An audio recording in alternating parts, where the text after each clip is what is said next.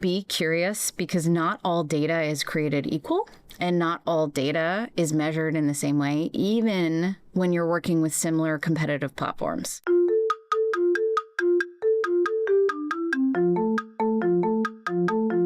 Are you a fitness-loving foodie? Then Defy Snacks is for you. Defy offers real, high-quality chocolate you love, combined with functional ingredients, giving you as much as 26 grams of protein per bag, so you can be both a little bit bad and a little bit good at the same time. As a female-owned brand, Defy dedicates a portion of its profits to other women-owned businesses. Currently sold in the US, you can find us on defy.snacks.com and follow us on social at Defy Snacks.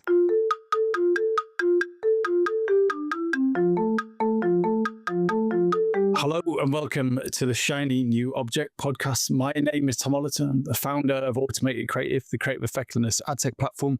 And this is a podcast about the future of data-driven marketing. Every week or so, I have the pleasure and the privilege of interviewing one of our industry's leaders about their vision for the future of data-driven marketing. And this week is no different. I'm on a call. Carly Morris, the newly appointed global head of acquisition and growth at Microsoft Advertising. So for Carly, for anyone who doesn't know who you are and what you do, could you give us a quick bit of background? Yeah, sure. And first, thank you for having me. Very excited to be on the podcast. So I am originally from New York. I live outside of London now, and I've been in this wonderful industry, I'd say, since I was a paid search intern in 2006. I've been at Microsoft the last 10 years of my career, helping to build out their media and ad tech. Hold on, you've gone from being a PPC intern to global head of acquisition and growth in 10 years. That's mad. No, 2006. 2006 was the internship, but 10 years at Microsoft. Yeah, sorry. So I skipped a few of the resume. That's not very good after the resume. Yeah. It took some time. I put in my years, paid my dues. But yes, and now I lead growth and acquisition at Microsoft. So focused on bringing in net new advertisers new to the platform, helping us just build our base. We've been a search shop forever, and now's the time to change that. So it's pretty exciting. That is a tough gig, mate. I can say I can't imagine how much of a challenge that is, but congrats on the new gig. Right. Thank you. Okay. So in that 20-year career, from PPC intern to head of absolutely everything, what new belief or behavior has improved your work life? Yes. So I would say, like many people, it was a bit forced upon me once I had two small children, since they change you. They force you to reevaluate. When I was younger, in those early years, I probably gave too much of myself to my job, and now it's just not possible. So my new belief is knowing thyself.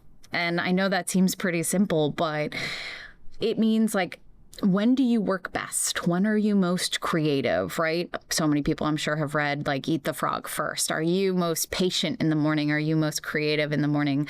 I never really took the time to care or think about it. You're typically just on everybody else's schedule and doing what's asked of you. But, I've found even sometimes on a Sunday afternoon, if I have a break and a new cup of coffee, I'm actually able to focus because I've had 2 days away from my inbox, right? I've had 2 days to not think about work. So as I close out my weekend, I might actually have some of my best ideas. So I'm really trying to focus on what works for me. And of course, I'm very lucky. I have a lot of flexibility in when I can work and adjust to my family work life. But I think getting to know who I am and how I do things best has been a game changer for me in setting those boundaries between my work and my personal life. I remember my daughter's 7, and when she was born, I spoke to Nathan McDonald, my old boss at We're Social, and I said, right, you did We're Social, sold it. How did you do that with a family? And he's like, you've got to trust your subconscious.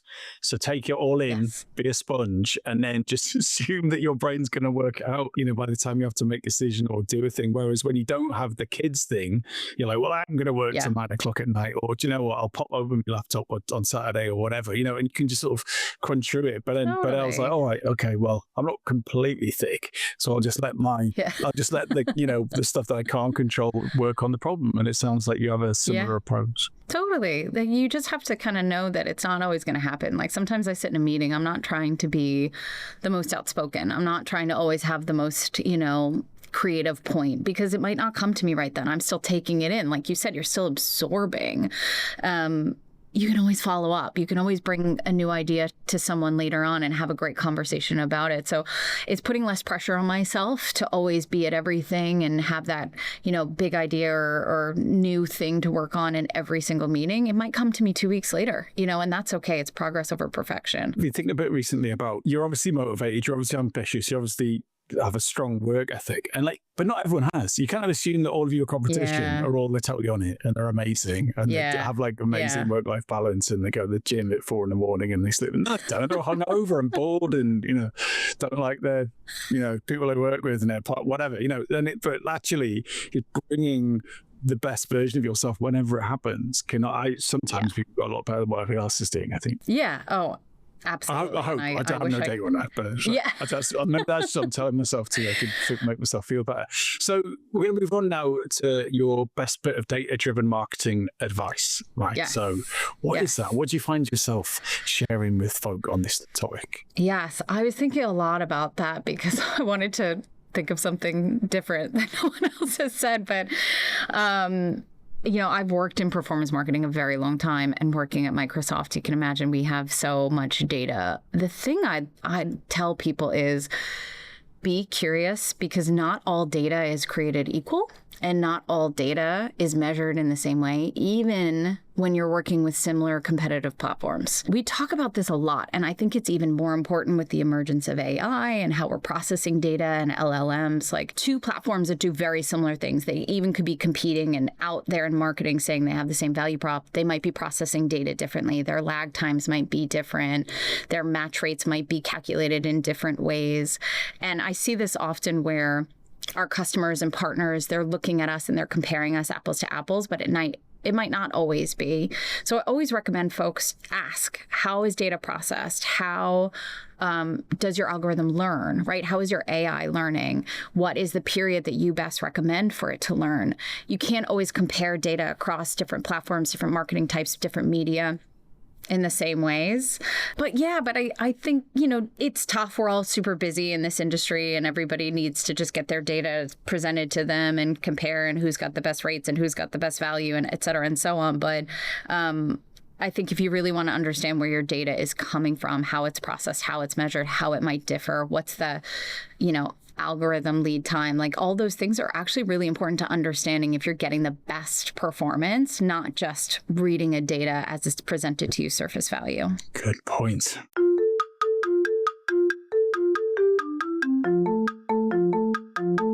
Right. So now we are going to move on to your shiny new object. I really want to get into this one. It's people-centric leadership in an AI evolution. So it sounds very good. I know we agreed on it, but it sounds very grand, doesn't it? What do you mean by I that? know. It's someone in marketing call in and give us a better name for it. But what I mean is something that I'm very passionate about right now is I think when you look at marketing and ad tech right now, you look at the world of AI, everybody is afraid, AI is going to take over. Computers are going to do our jobs.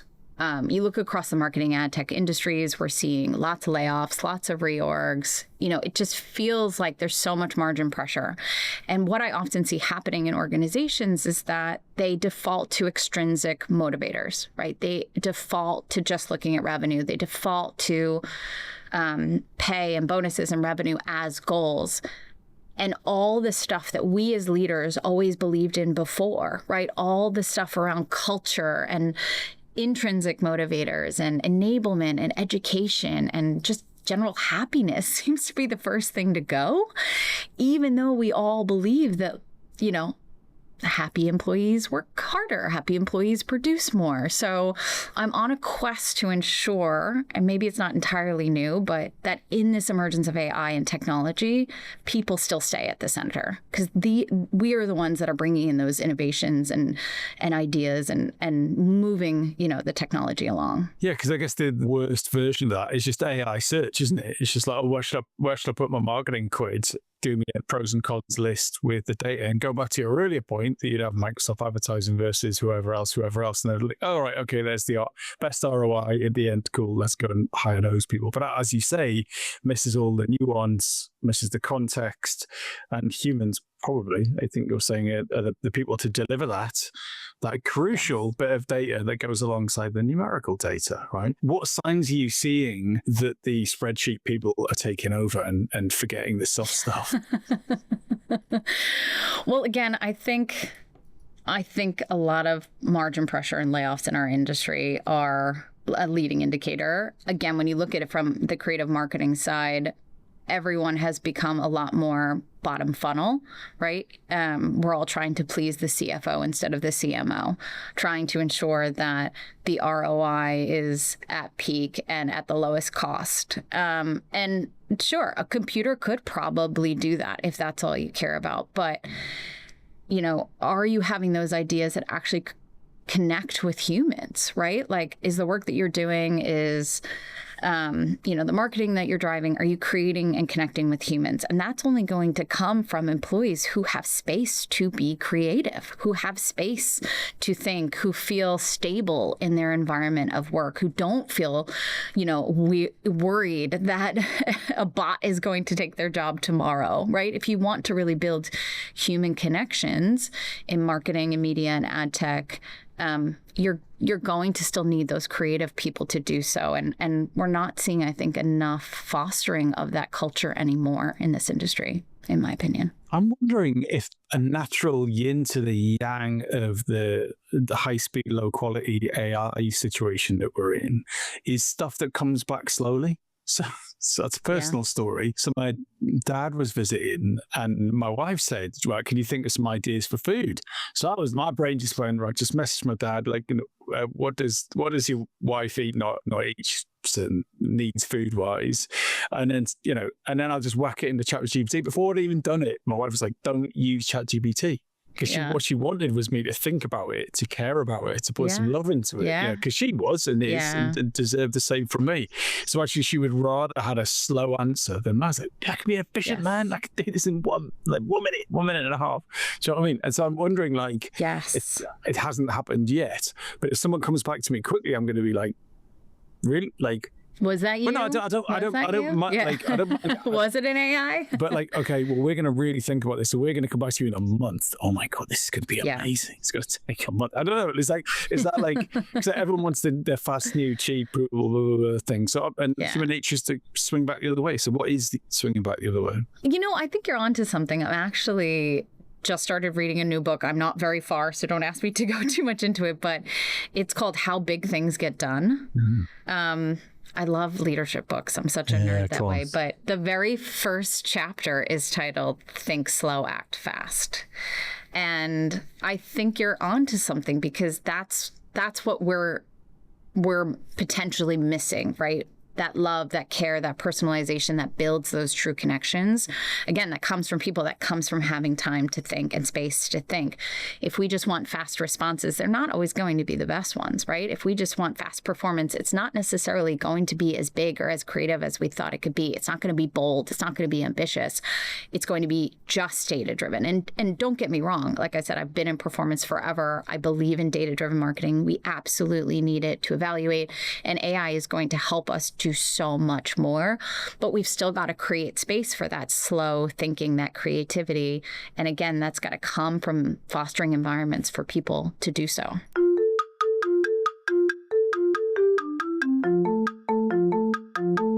This episode of the Shiny New Object podcast is brought to you in partnership with MadFest. Whether it's live in London or streamed online to the global marketing community, you can always expect a distinctive and daring blend of fast-paced content, startup innovation pitches, and unconventional entertainment from MadFest events. You'll find me causing trouble on stage, recording live versions of this podcast, and sharing a beer with the nicest and most influential people in marketing. Check it out at www.madfestlondon.com.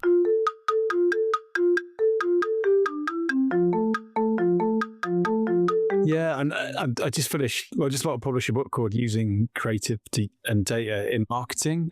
And one of the big things that came back from the research that I put like 40 interviews with at least far smarter people than me was that, yes, data-driven marketing, but it can't just be the cheap, quick, easy to get your hands on data. Sure, you can open up your whatever dashboard for any of the platforms, and there's a deluge of data there, but that is not the same as the data of you sitting beside someone in a pub or a cafe or in store, or speaking to people. It's hard, it's slow, it's expensive.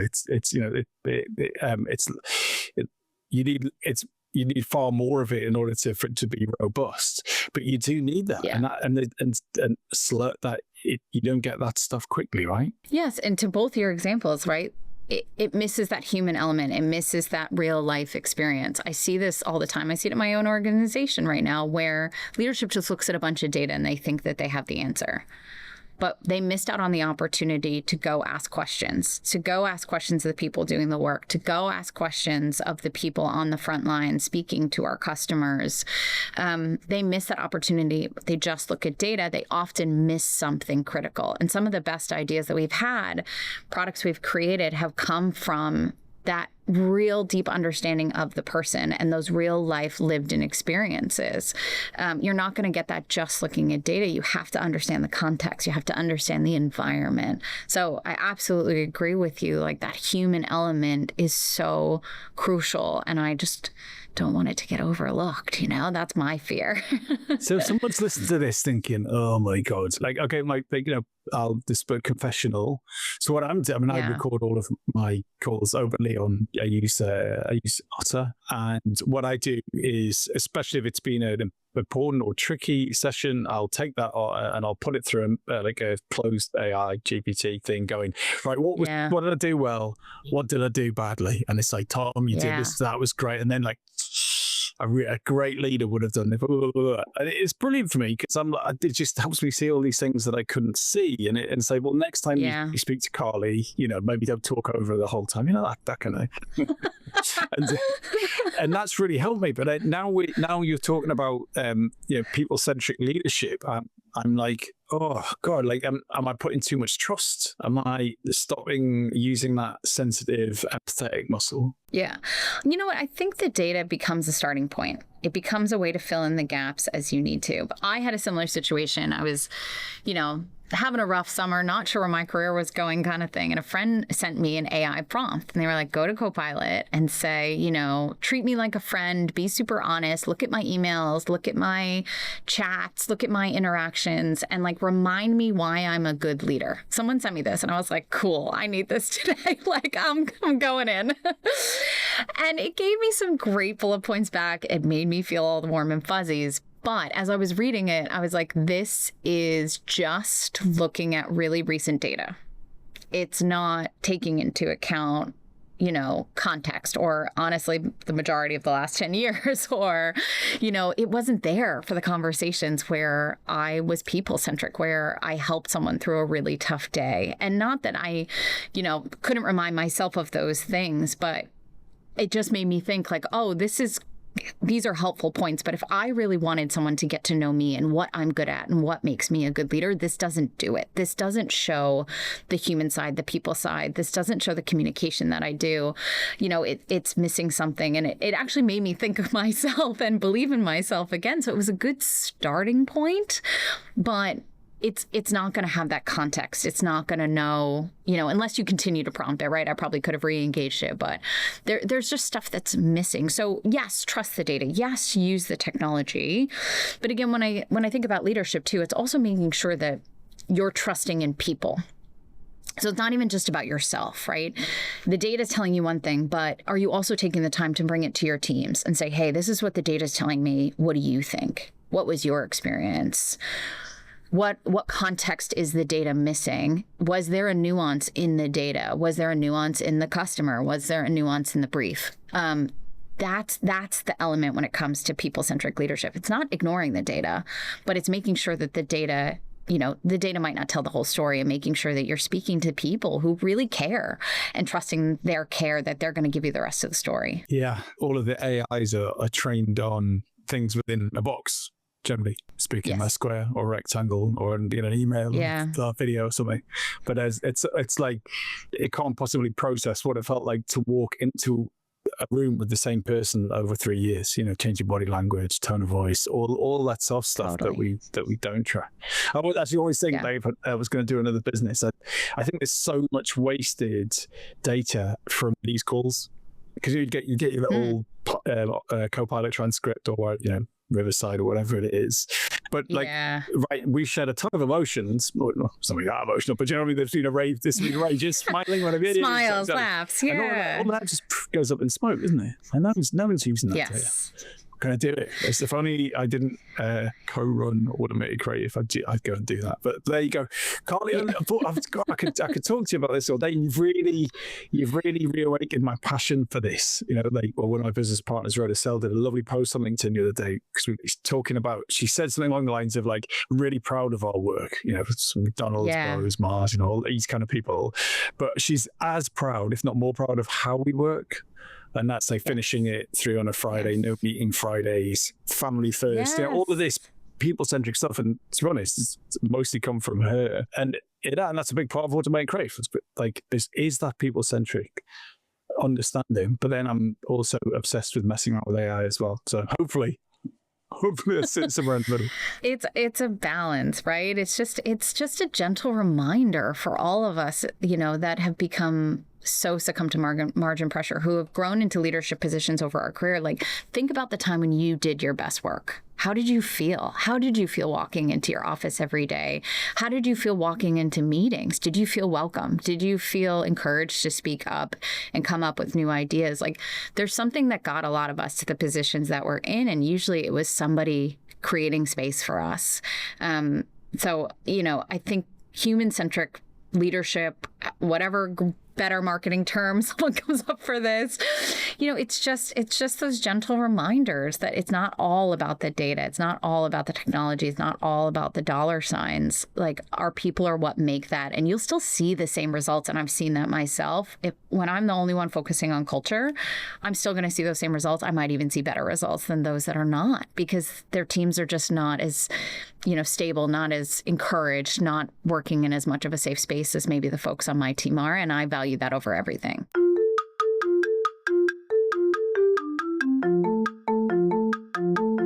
Yeah, and I guess also, and I've been in sales for getting on for 20 years. It's a brutal environment, right? There's not a ton of praise and affirmation going around. It's quite the opposite, right? You're working in a vacuum of that, and occasionally you get the win, connection, the meeting, whatever, and you get all that euphoria. But sometimes it's days, weeks, months where you just keep going, keep turning the wheel. And so to remove any people-centric leadership from that scenario would be pretty bleak.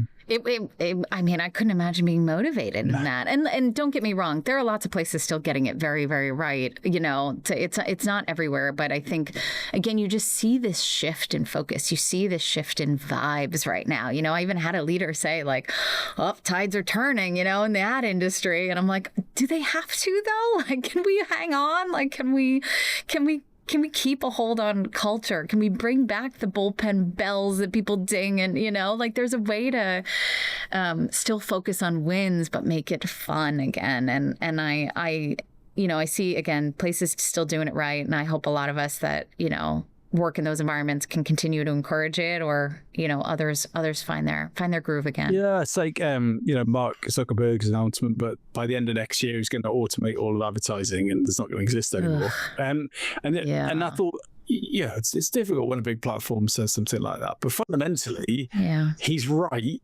if marketing is an engineering problem, and it's not. Neither sales, right? Yes, you can engineer outbound, deal flow, scoring, all that stuff, we do. But actually, sales isn't an engineering problem, it's a people problem.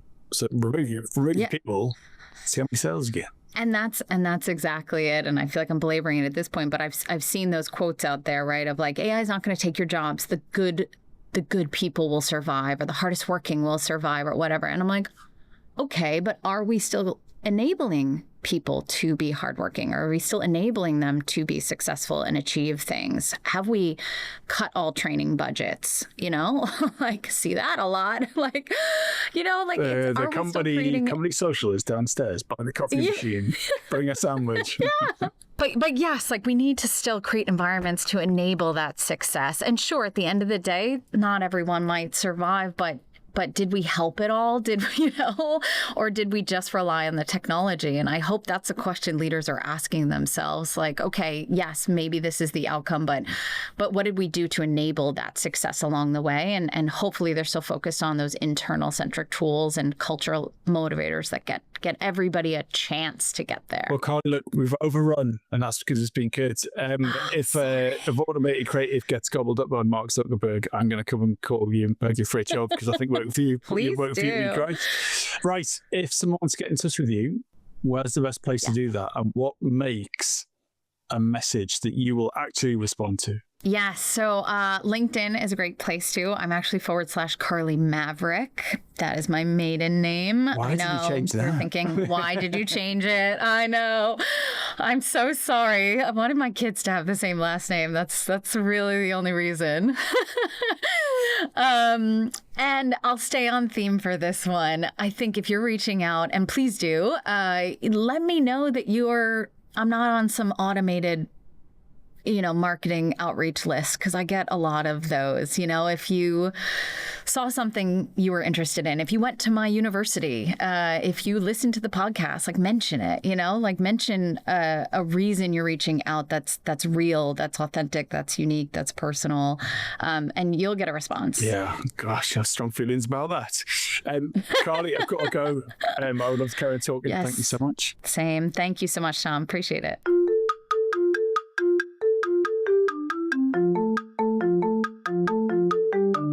Hi, just before you go, I'd really appreciate it if you could take the time to write a review of the shiny new Object podcast on Apple Podcasts or iTunes, whatever it's called these days, or whichever podcast provider you use. We're an indie podcast, so it would go a long way for us if you could just share the word and give us a bit of support on those channels. That would just be fantastic. If you haven't got time, that's also cool. And yeah, if you could tell your colleagues about the podcast, and also, if possible, don't forget to subscribe. And I'd love to hear your feedback. If you'd like to speak on the podcast or be a guest, or you think I'm asking the wrong questions, anything, I'd be super interested to hear what you think. So please email me at tom@automatedcreative.net. That's TOM at, I'm not going to bother spelling it. Anyway, you'll work it out. Thanks so much.